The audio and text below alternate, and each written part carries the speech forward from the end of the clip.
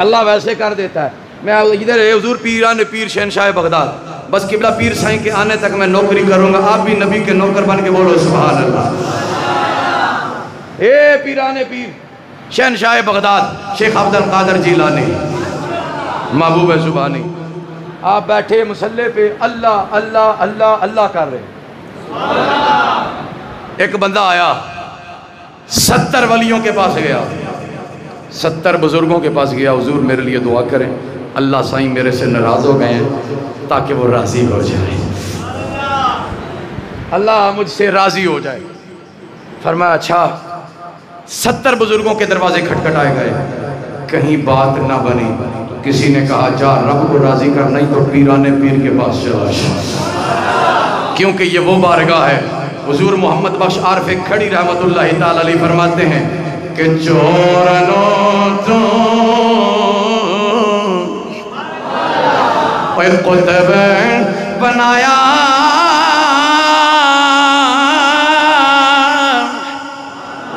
میں بھی چوری ہو چکا، جس در جاواں تک کھا ایک تیرا در تکا. یہ پیران پیر بیٹھے مصلی بچھائے، وہ بندہ آیا جس سے اللہ ناراض ہو گیا.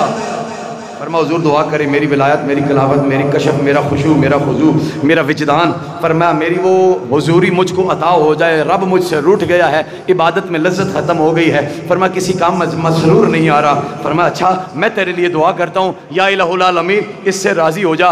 آواز آئی عبد القادر اس کے لیے نہ مانگ، اس کے لیے نہ مانگ. فرمایا اچھا.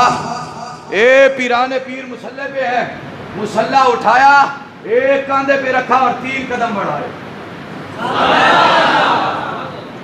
آپ بھی کچھ ذرا اے زبان کے قدم بڑھا کے بولو سبحان اللہ.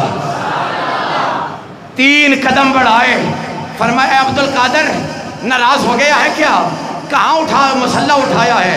فرمایا مولا جب تو نے ہی کہا ہے نہ مانگ، جب مانگوں ہی پھر مصلی کیوں تیرے آگے بچھاؤں؟